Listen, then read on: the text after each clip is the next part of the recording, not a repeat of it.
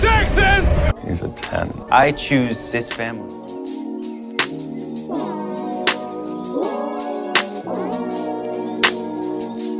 Hey everyone, and welcome to episode 73 of 911 Lone Star Roundup. I'm one of your hosts, EJ, and with me today are my lovely co-hosts, Katie. Hey guys. And Grace. Hello everyone. Today we'll be talking about season 6, episodes 4 and 5 of 911 OG called Animal Instincts and Home Invasion. We have a lot of notes, so let's get talking. I mean, not too much. Well, okay, yeah. I think it was less than our last week's notes, but more than some of our other ones. So. I mean, it's 2 episodes. If it was like 1 episode, yeah, but... All right. Oh, if it was 1 episode, it'd be a lot. But for 2, I'm rather proud of it. It's so strange. Yes. We are growing, guys. We're growing. We're learning. Especially considering that, like, our Lone Star episode notes are like 12 pages. That's because they're fresh. Like, these aired months ago. Right. It's true. Proceed. This will be fun. So, episode 604 started with a birdwatcher call. It was a very interesting call. I don't know, like a couple of people were standing next to this big tree and a park ranger is viewing them from off of the distance and he's doing this like monologue talking about them. Okay, if I'm being honest, like I didn't realize he was doing the monologue. I thought that was literally a voiceover and I was like, oh, that's weird. Yeah, it was pretty weird.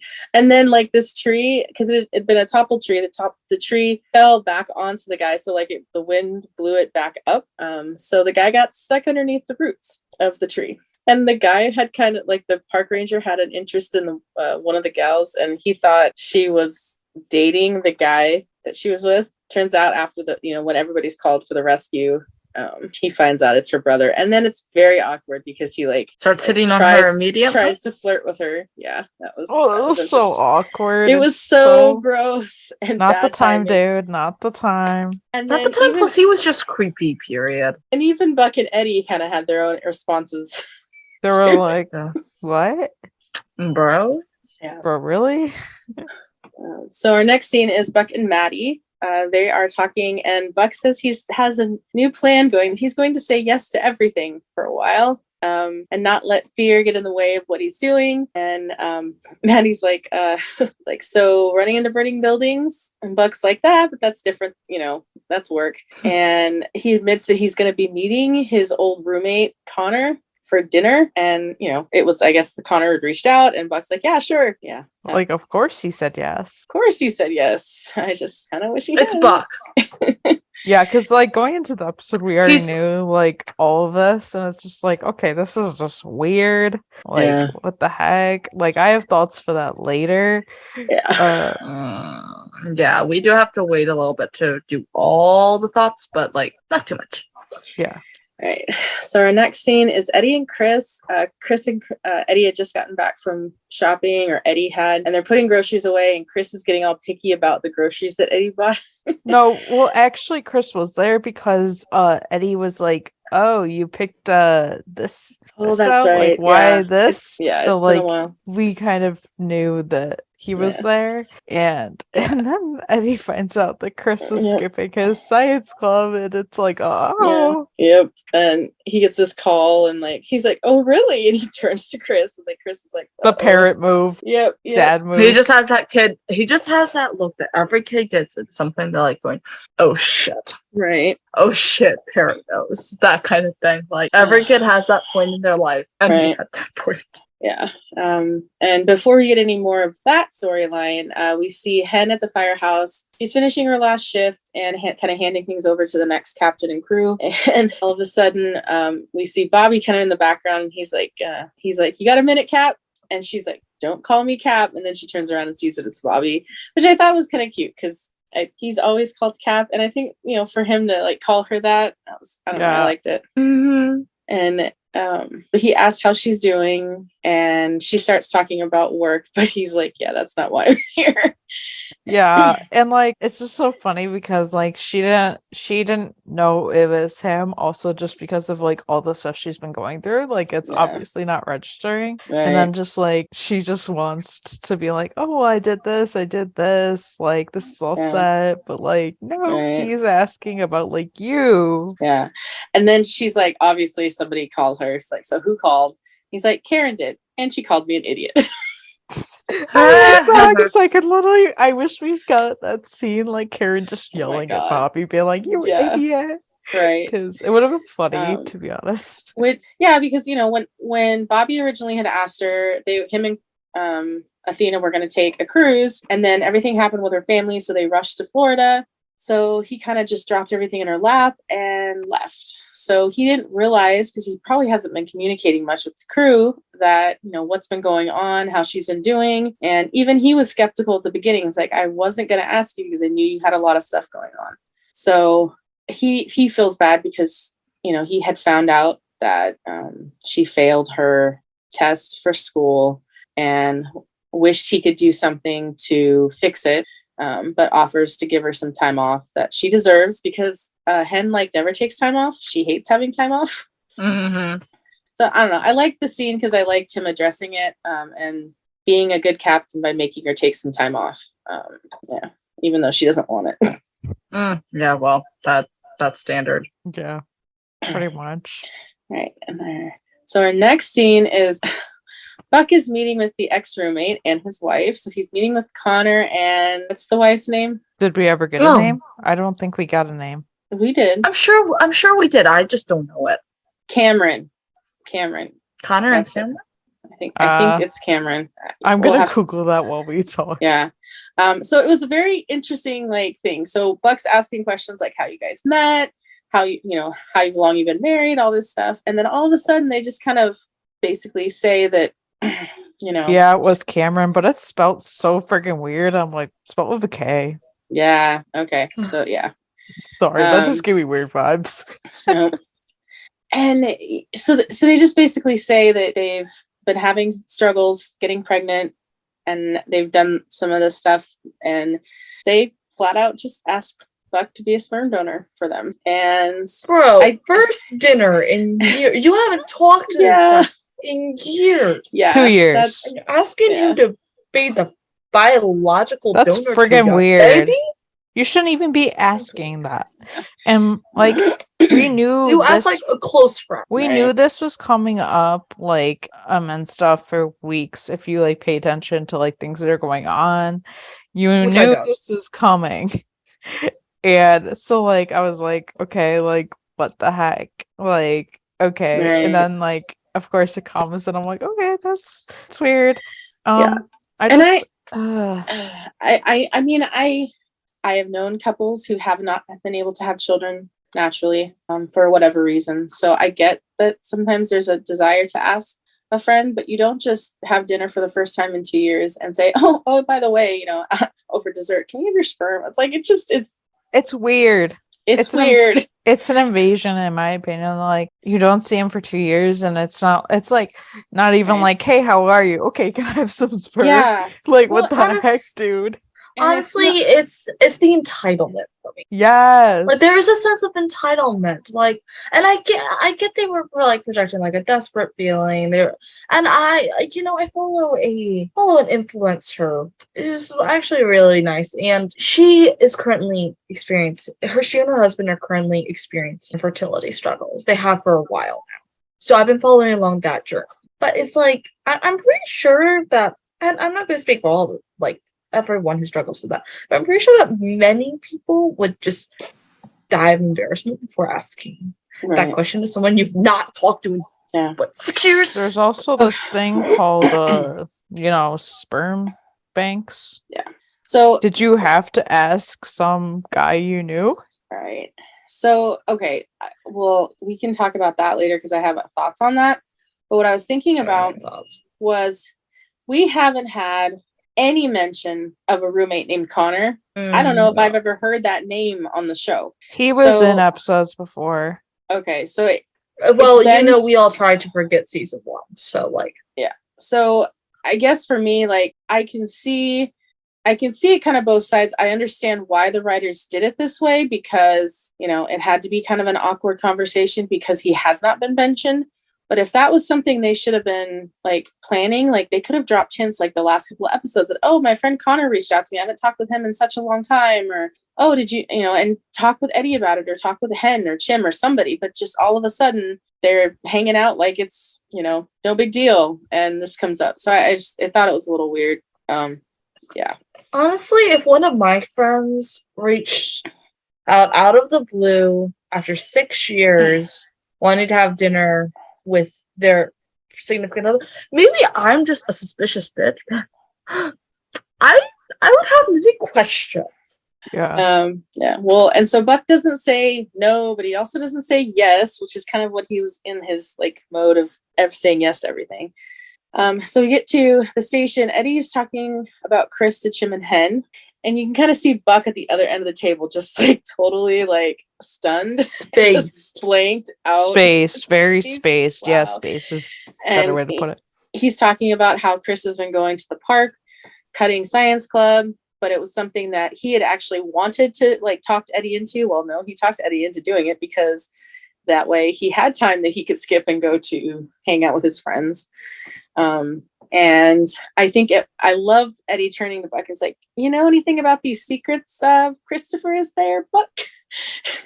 You're being awfully quiet down there, Buck. And it was just like, oh my God, I need Buck and Eddie interactions. I miss them together. Like even just as friends, I miss them hanging out. We have been getting a little fewer on that. Yeah, which I don't like think it. Buck needs to be involved in everything with Christopher and like other people. No. Honestly, I'm actually kind of, if I'm being honest, I'm actually glad. Yeah, same. That Buck wasn't really involved in this because this is between Eddie and Christopher. Oh, Eddie yeah, totally. as his dad. Right. Like we say that Buck's his like adopted dad. Like it's true, but he has no authority over the decisions made with Christopher, right. And this is very much like when we say that we're partially joking, and we're not being like partially joking. We're not totally being serious. So the fact that like we don't get it all the time is totally fine. Yeah. Okay. No, I miss like it was like I miss it too. Season 3, like when Chris got hurt on the skateboard, like season 4. Was not season 4? No, that was not season 4. That was season 3. Okay. I just forget season 3 because I block out everything. I block out a lot. No, Eddie had like the buzz cut then, or the shorter cut hair. Yeah. Also, season 4 was really good. So, I'm not saying season 3 wasn't, but like that's why I was surprised it was in season 3. Yeah. Well, but I do remember we can't forget season 3 Jacob's the Tsunami. That's the only thing I like about it. I do. The only reason why I remember it being season 3 is because Marjan and Eddie talked about the skateboard they built for Chris. Oh yeah, it would have had to be that's true. See, anyways, I didn't remember that. So when Eddie had issues with Chris, he went and talked with Buck. So I'm like, I wish he would do that more often to show their friendship. That would be a friendship that they're building. And anyways, that's beside the point.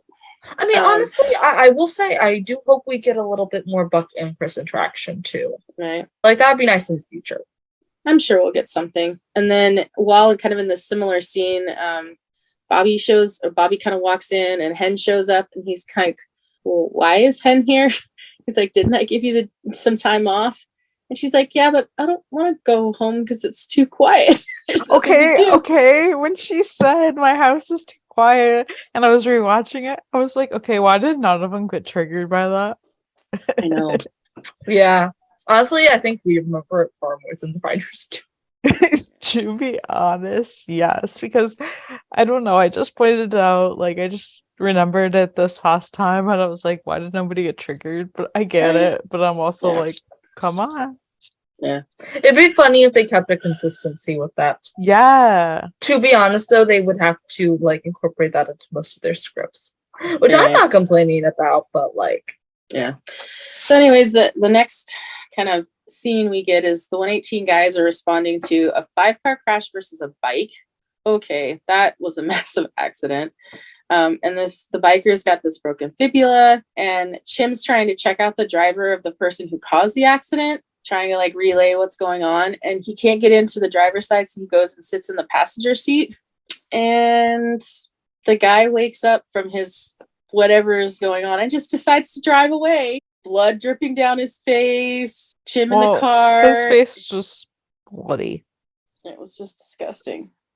Yeah, there I have was so many broken questions. windshields. Yeah, it was like, and we had talked like, well, why didn't he would take the keys away or turn the car off? But I noticed they specifically it was a push to start. It was a push to start. And I was like, but they could have there's still a fob. They could have taken that away.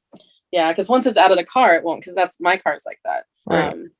So what does Buck do when the car starts driving away and Chim's in it? Buck grabs the biker's bike and takes off on the bike in his turnout coats. That was my favorite though. Okay, like so the music good. and that scene was so good. Like such a good mood, and like just Buck being Buck, and I love when Buck's being Buck. To be honest. And then like Eddie is treating somebody else, and he stands and is like, Buck, what the hell are you doing, Buck? Where are you going? He's like, what are you doing now? And Bobby's yelling at him on the radio. He's just going with this little bike that's obviously too small for him. Because Oliver's 6'2". Oh yeah. Like it's hilariously small for him. Yeah. And then he chases the car down. Obviously the police are chasing after the car. And he eventually gets to a point where he's ahead of the car because he took a shortcut here and there. And then he stands and he tries to stop the guy. And in the car, Chim's trying to talk this guy into stopping because he's like, oh, you've got a head injury. Look at the mirror. And the guy's like, well, who's that? And he's totally not realizing who he is. He's got a bad concussion. And they finally stop just as the car gets to Buck. So thankfully he didn't get hurt. Right. I think a lot of people were predicting he was going to get hurt when they saw that. That was like the talk was, oh yes, Buck's going to get hit by a car. I'm like, guys, he's been crushed by a ladder truck. Just let the man live. Yeah, right.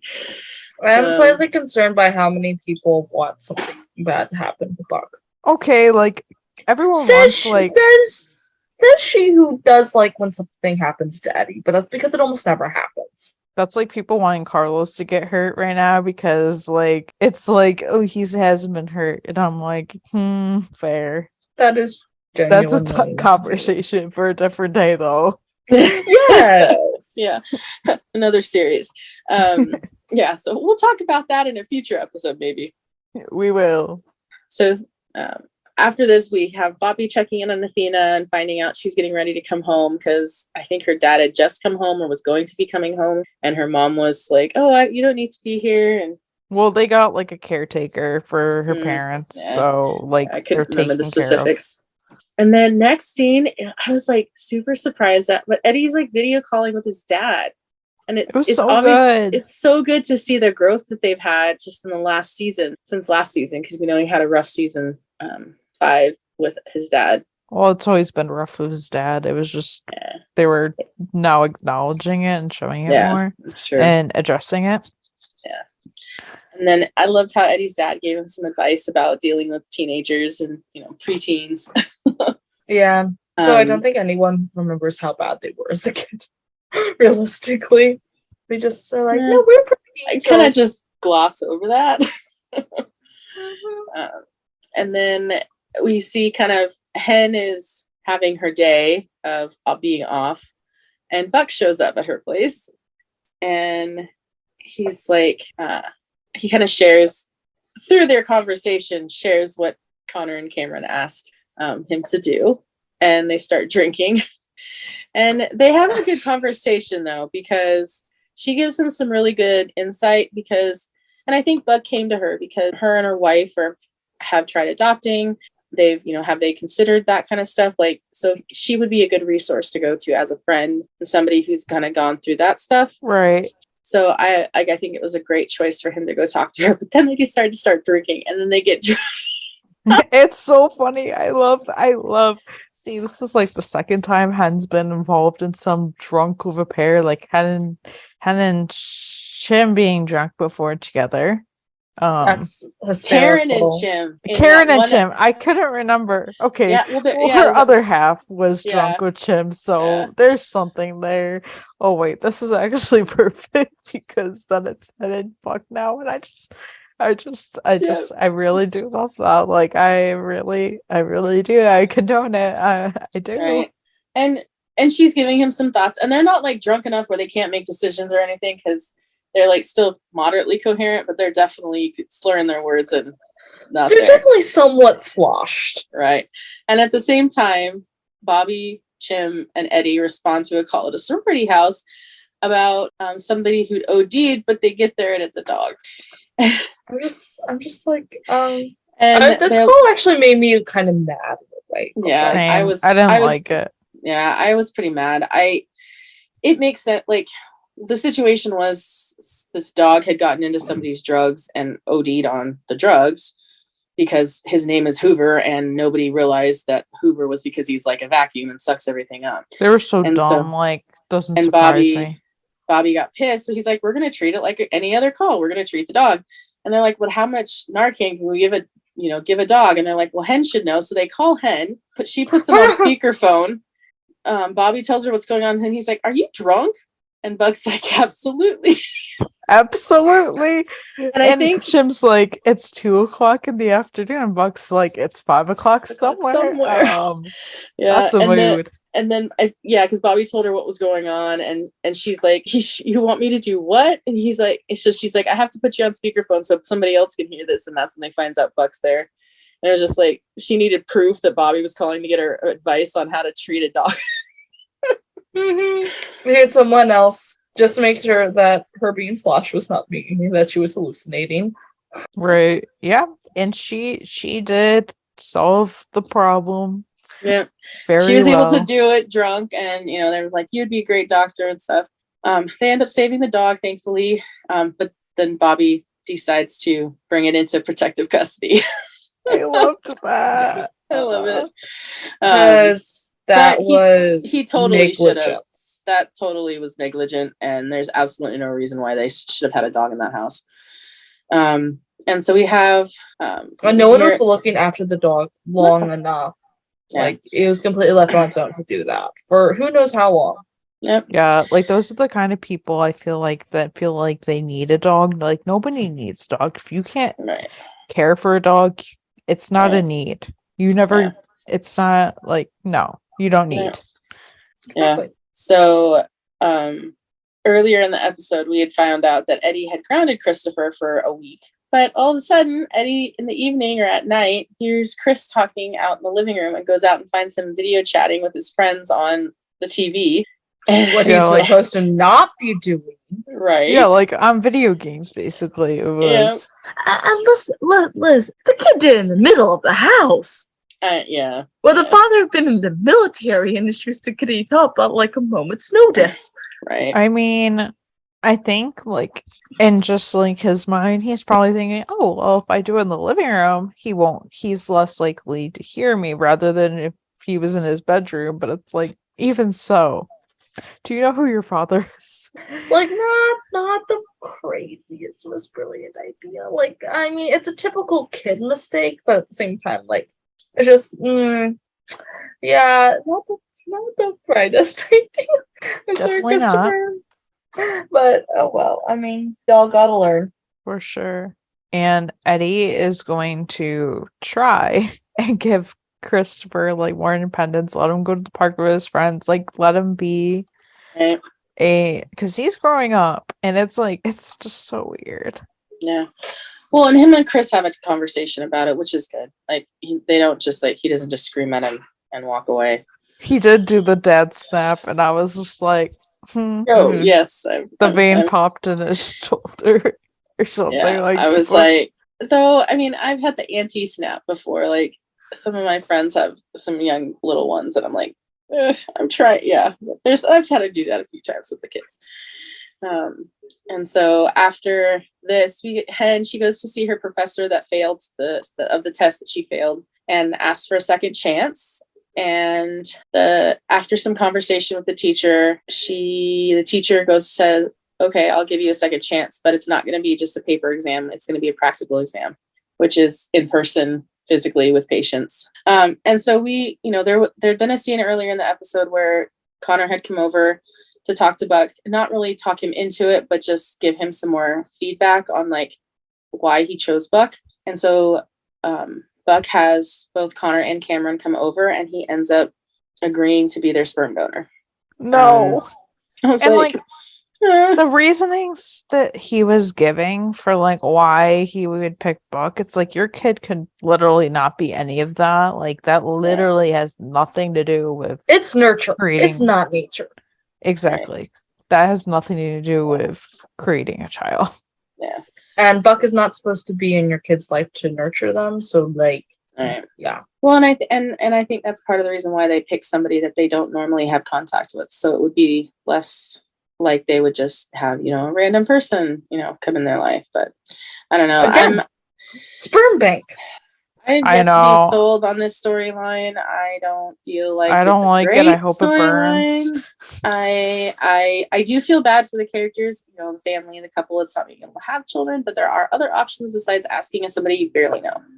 Mm-hmm. Yeah, there are plenty of options. You could have literally asked anybody else. I don't think this is the right move for Buck, and I hate that he said yes because during that scene I was literally sitting there watching it, being like, "Please say no, please say no, please say no." Right. And here's the thing: they never would have brought up that storyline for him to say no. That's Not true. that quick. I just And then I don't know.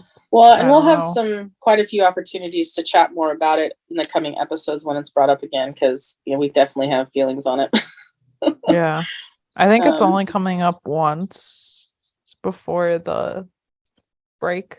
Yeah, possibly. And then kind of at the tail end of this episode, Athena comes home and she gets to be introduced to Hoover at Bobby's house. I love Hoover though. The dog's cute. I will love admit that. Yeah, so that's kind of how the episode ends. Is she's finding out, and there's a reason why she and the kids have never had animals, because she's allergic.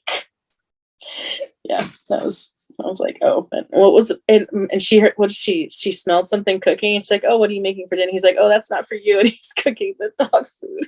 I love that. Of course he is. He would be that dog dad. Yeah, he would be. Yeah, cute. he would. We love it. So we go into episode 5, which is called Home Invasion. The 118 responds to a home invasion where there's an injury. And yeah, so a woman fell and she's screaming on the phone. She's calling 911. Somebody's in my house. And Buck's going on the hunt for whatever's going on because they can't find anything. Detective Buck.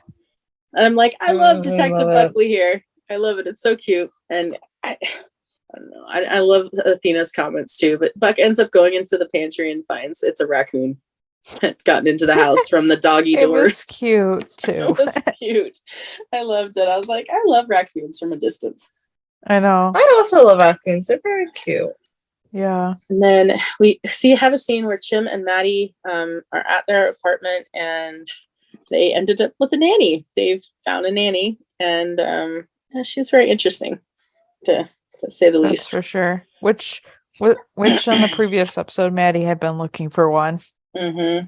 And she wanted to convince Buck to be the nanny, but he was like, yeah, no. He's like, yeah, I'm a full-time firefighter. No, thank you. Well, that would have been too much of a life change for him. And he was like, that's not the yes I want to say. And then we see Athena and Bobby at home, and May is coming over. And both her and May are extremely allergic to Hoover. So unfortunately, Hoover's going to have to find a new home. That was so sad. Like, what the hell, 911 writers? I have beef with you for doing that. Like, what the heck? Why can't you let them have a dog for a little bit? Right. Yeah, I'm a little annoyed that, like, no pets seem to stay on the show. Yeah. I'm so glad it's not the same on Lone Star. Just saying. Best dog ever. Mm-hmm. All right, and so we then go into another home invasion call. It's actually the same house that the lady from the previous call, her husband this time had been shot at the call, and they thought it was a little Rick and Athena were there, and they were like, this is definitely suspicious since they were just there the night before for sure.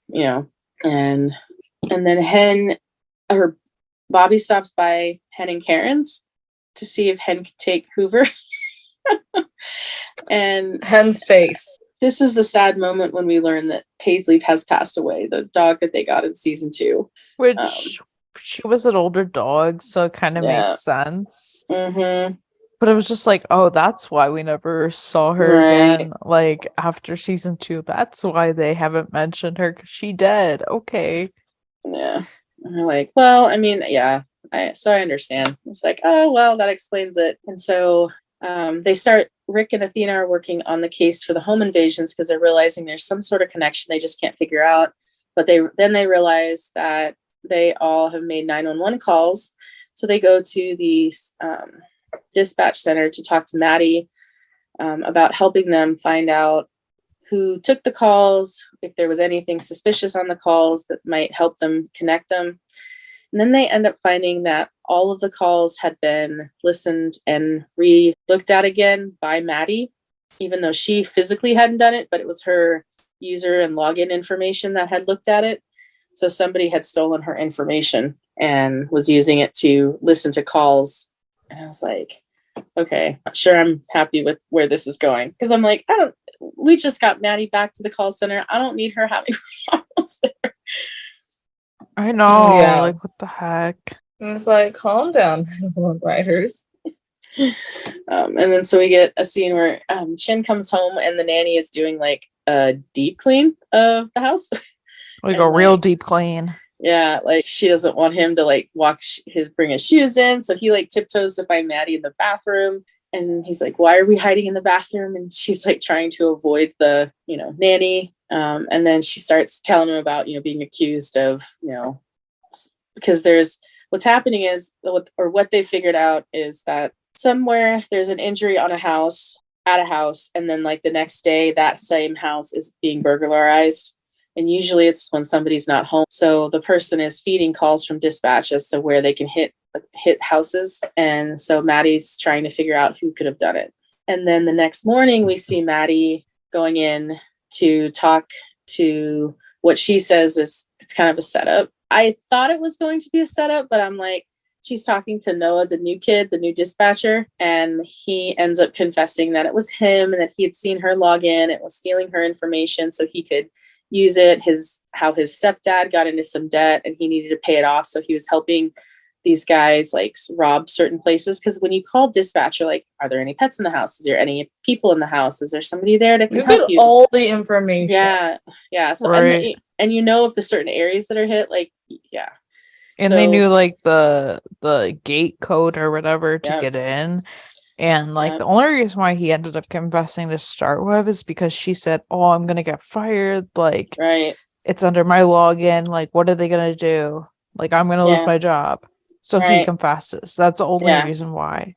Yeah. And we end up finding out that she's got a wire on her and she's helping the police and needed to get him to confess to doing it. And unfortunately he did. Fortunately and unfortunately, because I know a lot of people really liked him. I didn't think it was a problem. I just felt like they're introducing him for a reason, and for damn sure. Why are we introducing him if you're just gonna like do something? So I was kind of torn. I didn't like it because I actually did generally like him, and I liked they were adding him, and the fact that they just added him just at this stupid storyline just irritated me a little bit because it's just like, why? We could have had like so much better than this. Like that it seemed like a cheap move to me. Yeah, I mean, it's definitely a move that's been done before. So, like in the end, at least they didn't get us as attached as they could have to him. That's true. Mm-hmm. They could have really he came in very little considering. Yeah. We just we liked him. Granted, I had worried that he was gonna kind of take over like Josh's role as Maddie's friend in the call center, like Maddie's good friend. So there was a little worry there. Obviously, that's not happening now, but yeah, I never thought that. I felt like that was just kind of like a little silly, just because like, that's not really happening. Yeah, well, they still don't focus on Maddie and Josh as much as I like personally, but that is my personal opinion. Right. Yeah, I think we'll get more. Yeah. It's just like it's different than season 2 because like Josh is now like basically a supervisor, and so like we get different than it was before. Yeah. So unfortunately, and then kind of through all this, kind of we see Karen and Hen going into the living room and finding the entire house has been ripped up by by our little furry friend. And they're like, nope, she's gone. Then we kind of see Karen ends up giving Eddie Hoover. That was hysterical. That was so And good. Eddie's like, oh yeah, Chris has been wanting a dog. No way to avoid it And I'm now. like, yep, nope. And then we see Chris in the kitchen yelling for his dad, and Eddie comes in the house. Like the kitchen is a disaster because the dog got into some of the food. And then Eddie tries to give Hoover to Chim, but the nanny's like, oh no, so cute, but no. And then closes the door on him. Yeah, like breeds infections or something like that. And Yeah. I'm like, are you for real? Like, Yeah. come on now. Like, those are the people I can't stand. I know. Yeah, me too. And then Eddie's like, okay, that was weirder than usual. Do you usually get the door shut in your face at Chim's? What? Probably not. Yeah. And then Hen was doing her practical exam. She ended up passing. So Bobby has a nice cookout at their place, his and Athena's, to celebrate. And it just it felt like an end, because we get like this montage of Hen, and it seemed very final for like in the past experiences we've had when we've had characters leave. Yeah. And I love how, like, while they're all standing around and they're talking, Buck's like, do you think this is the last time we'll all see each other? And we're like, Hen's like, oh no, we'll see each other. She's like, I only live like 20 minutes from all of you. So. Right. It's just like Buck being just like, being just so worried about everyone leaving and like, us splitting up like every season. And it's like, Buck, sweetie, calm down. Like, nobody's leaving you. Yeah, right. I get it. And I think this is this was their way of trying to wrap up the storyline of like, we thinking and dropping hints that Hen is going to leave the 118. Because in previous episodes, Karen had told her, like, you need to make a decision. Do you want to be a doctor? Do you want to be a firefighter? And if you want to be one, you've got to stop doing the other. And so this is kind of Hen, like, okay, she's passed on her second year. She's going to move on to the third year. So she's going to have to possibly leave firefighting to do that. And this is kind of supposedly her going away party. And then it's noted that, like, where's Hoover? And I love how Athena's like, oh, he got a new home with somebody who's usually home alone a lot. And yeah, I think even she made the comment that he's at his forever home. Yeah. I love that. So the woman who first injured, I think she broke her pelvis or her hip in a fall. Her pelvis, I think it was. She's got the dog whose husband travels a lot and he's traveling. So she's going to have the dog now. And I think there was a mention of the raccoon had come in through a doggy door, which is why. Remember they boarded up the doggy door? Boarded up the doggy door, and now they don't have to because now they have a dog to go in and out. They'd had a dog. The dog had passed away. They never got a new one. So I'm like, okay, the dog's has a good home now. Like, it's good. Yeah. And then we kind of we see Maddie coming home and realizes that there's no nanny anywhere. Or Chim. Was it Chim that came home? Chim realizes there was no nanny. Yeah. Oh, that's right. Because Chim came home from the party and was like, seeing Maddie, and that she's laying out stuff for a picnic because Ji-yoon didn't get to have the picnic in the park because it could have diseases and all that stuff. And the nanny didn't want to do that. And Maddie's like, yeah, I sent her home forever. Yeah, but the way that was so funny, like she went home forever, and then Chim thinks it's so funny, and Maddie's just like, "What's so funny?" And Chim's just like, "I can't believe you rehomed the nanny." And Maddie's like, "Well, someone had to." Oh my god! Like, yes, I support that. Like, I love that. I would say something like that. Just saying. Yeah, like we support rehoming the nanny in this space. She was just too much. Like it was like sort of like an invasion. Like, you're here to be a nanny to the child, not clean the whole house and like protect it for breeding ground. Like, come on now. Yeah, so this made me think a lot of. It's very funny because this made me think a lot of the I Love Lucy nanny episode. I don't know if anyone watches I Love Lucy or watched it and know what I'm talking about, but basically they also had a nanny completely take over the house during one point, and I'm just like, nannies are tyrannical. Good to know. not all nannies can be like the gal from the Brady Bunch. I cannot remember her name right now. Alice. Yeah. Yeah. Katie, can you we didn't talk about this call. We see Buck and Eddie and some other guys showing up to help her fix her home. Is that in this episode? Mm-hmm. And so we didn't talk about this call because it was kind of a smaller scene, but this young woman was trying to remodel her new home, and her brother's trying to help but fails miserably and gets himself into a pretty nasty situation. So in the episode, they had to cut her ceiling down. And so at the end of the episode, we see Buck and Eddie and a bunch of the guys showing up because she's having a hard time having people come over because they ended up having to cut the hole in the ceiling. The brother was trying to spray from the attic to give it more insulation and all this stuff. And so it's totally destroyed and she needs fixing, but it's such a small job that not a lot of contractors want to take on the job. So all of a sudden, like, she's like, I'll call you back. And she sees all the guys and they're like, yeah, we heard some people messed up your house. We just thought we could come over and help. It was so cool. Like, I really loved that scene. And I'm like, I mean, I saved several images of Buck and Eddie standing there together like that. I was like, yeah, that's my guys. Eddie in the sunglasses was rather rough. Yes. And it's then like, that's Buck's a whole looking at him, and yeah, that was like, okay, yeah, that was a really good scene.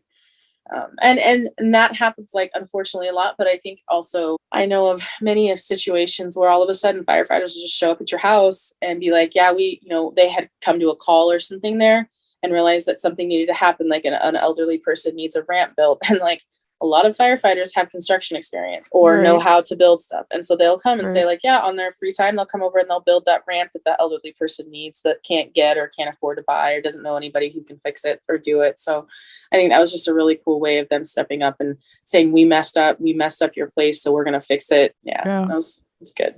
And then the end of the episode ends with kind of a couple of days later, Karen is calling 911 from her lab at work, saying that there was an explosion, which will lead to the next episode we'll talk about in our next podcast episode.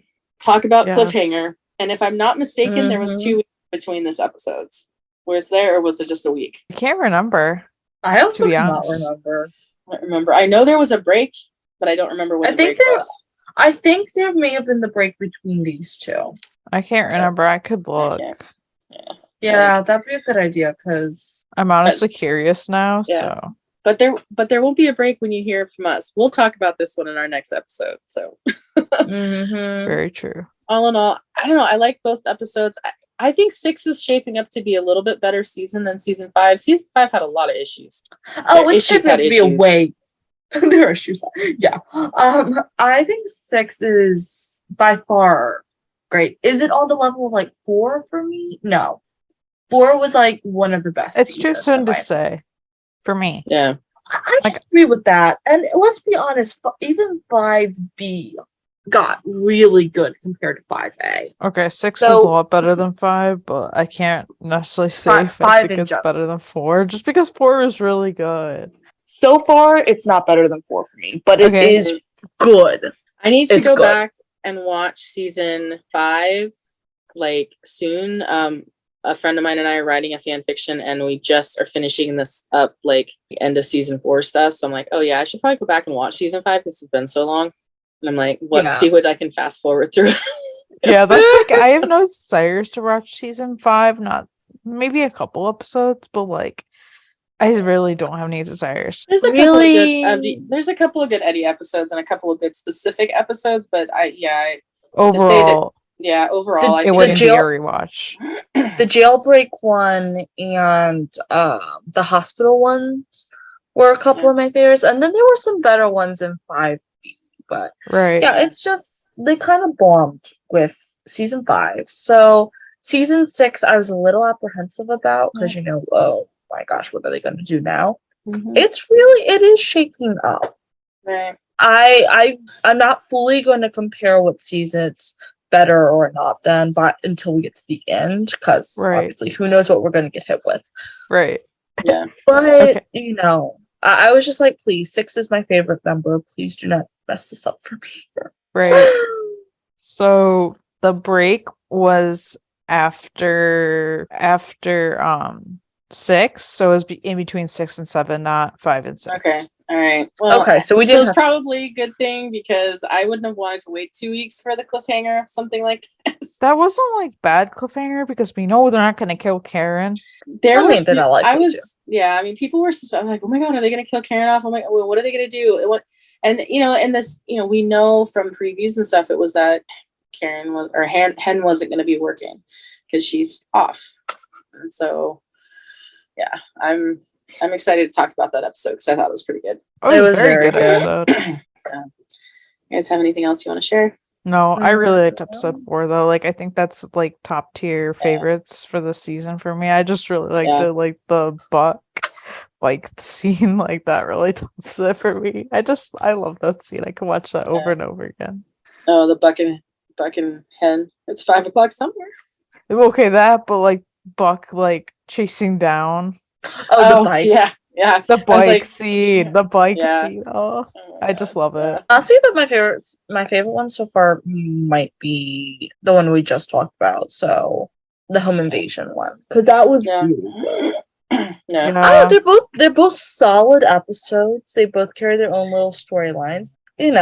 Obviously we're going into something that not a lot of people like, which is the sperm donor issue. Oh, I hate that. But what I want to say about that is I fully support sperm donors and egg donors because I know so many people can't have children biologically for whatever reason, like the couple, like one of them can't have children or there's something wrong. So they ask for that. But the way they went about it, I just think they should have done it a little differently to make it a little more realistic and the way not they went so about it, random. The way they went about it was weird. And also, I do not think Buck is doing it for the right reasons.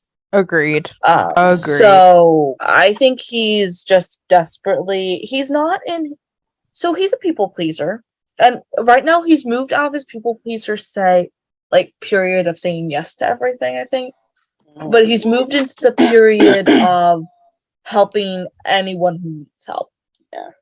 And and we know he's a big softy at heart. He's a big golden retriever. We love him. I love Buck. He's had his issues, so does everybody else. He's had his growth, and we love him for it. He's got an amazing heart, and he does things. But yeah, I think it's going to be hard on him too. And that was something Hen had mentioned to him. Like, are you prepared to like get Christmas cards every year from them?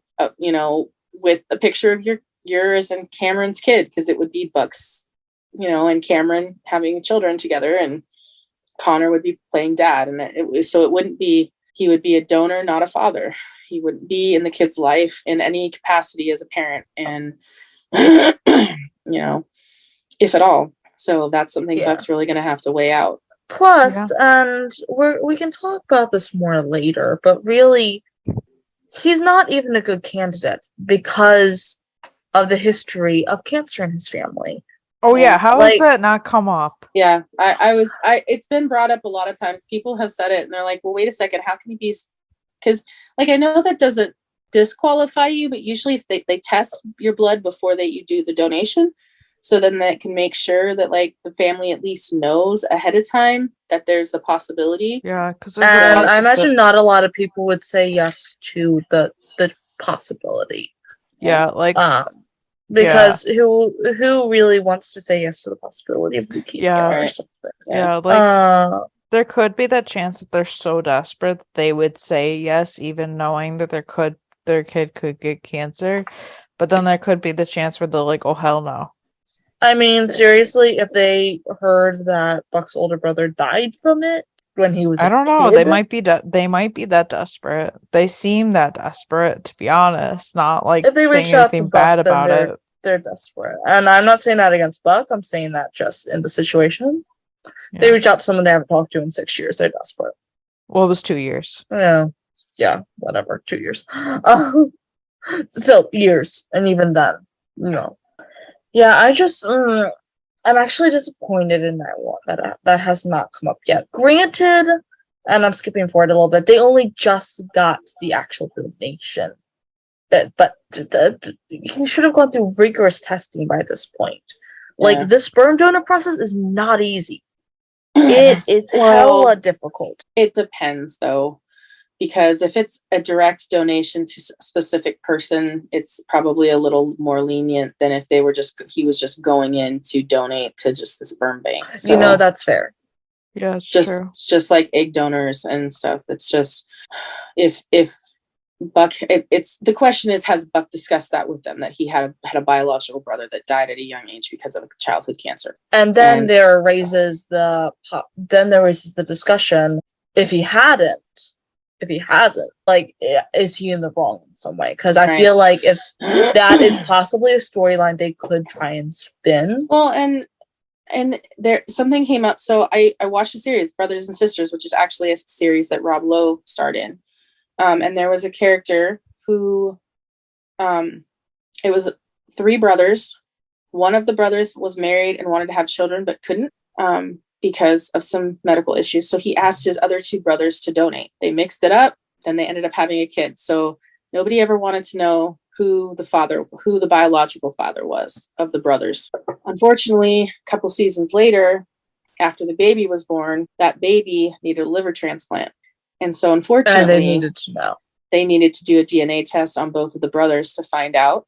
And it caused a lot of heartache in the family because, like, the brother that was the father, the parent, struggled when he found out the brother who it had been. And he just did it because he wanted to help.